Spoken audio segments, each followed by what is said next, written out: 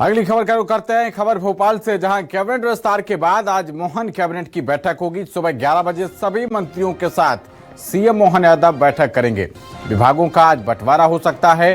कल 28 विधायकों ने मंत्री पद की शपथ ली है, तो शपथ ग्रहण के बाद आज मोहन कैबिनेट की पहली बैठक और मंत्रालयों का बंटवारा इस बैठक में हो सकता है। तो सुबह 11 बजे इस बैठक का वक्त रखा गया है। बड़ी खबर इस वक्त की भोपाल से, मोहन कैबिनेट की आज पहली बैठक। कल 28 विधायकों ने मंत्री पद की शपथ ली और उसके बाद आज सुबह 11 बजे मोहन कैबिनेट की ये पहली बैठक होगी, जिसमें विभागों के बंटवारे को लेकर और आगामी किस तरीके से कार्य योजना रहने वाली है, उस तमाम बिंदुओं पर गहन मंथन बैठक आज सुबह 11 बजे।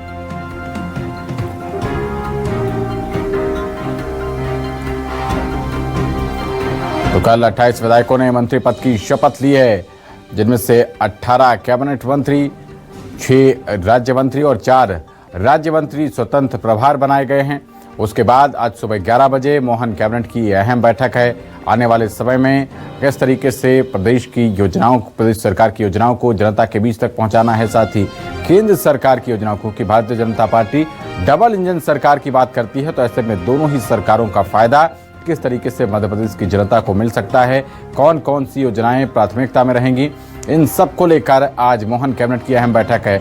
और खबर पर ज्यादा जानकारी के साथ हमारे संवाददाता शब्बीर अहमद जुड़ रहे हैं। शब्बीर, शपथ ग्रहण हो गया, बहुप्रतीक्षित था, काफी समय से प्रतीक्षा की जा रही थी और आज पहली कैबिनेट बैठक है। क्या कुछ इस बैठक को लेकर कार्य योजना है, क्या बड़ी बातें?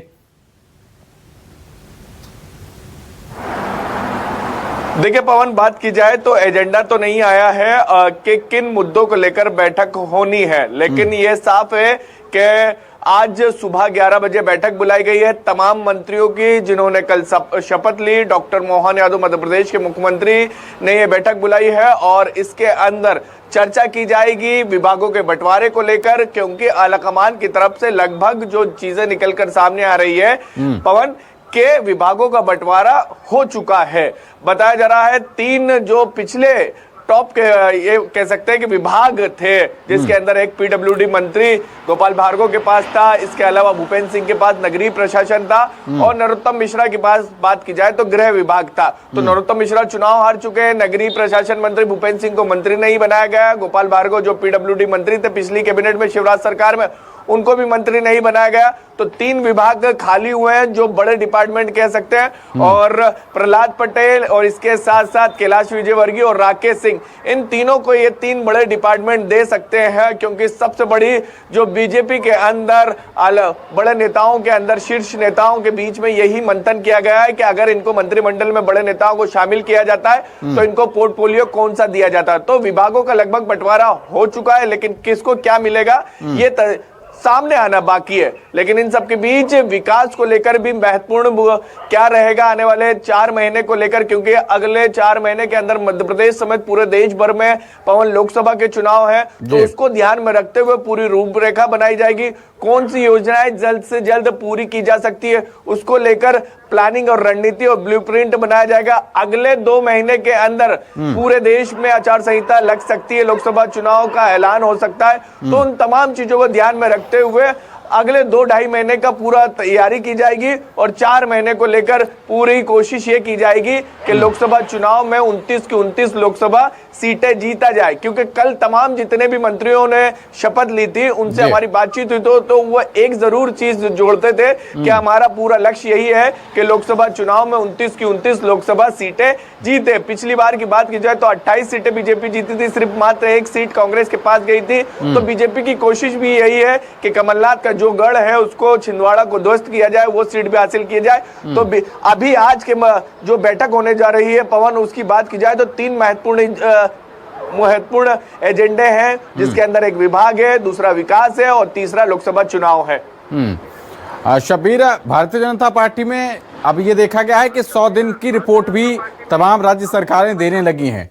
100 दिन की रिपोर्ट बताते हैं कि हमने 100 दिन में ये बड़े काम किए हैं। इसको लेकर भी इस बैठक में एजेंडा हो सकता है, क्योंकि चुनाव भी होगा उस वक्त। देखिए पवन, तीनों नियुक्तियों की बात करें, चाहे छत्तीसगढ़ की बात करें, राजस्थान की बात करें और मध्य प्रदेश की बात करें, इसमें आला कमान का पसंद चली है। और ये कैसे हैं, प्रधानमंत्री नरेंद्र मोदी और अमित शाह और इसके अलावा जो शीर्ष नेतृत्व है बीजेपी के राष्ट्रीय अध्यक्ष जेपी नड्डा और जो ये कह सकते हैं कि बीजेपी के जो बड़े नेता, टॉप 5 नेता, उनकी चलती भी नजर आई इन तीनों राज्यों में।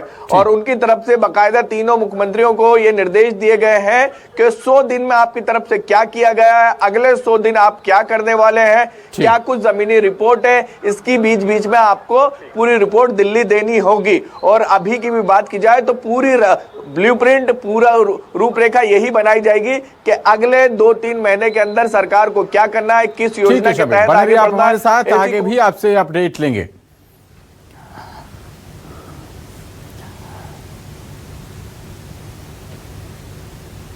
तो कैबिनेट विस्तार के बाद आज मोहन कैबिनेट की अहम बैठक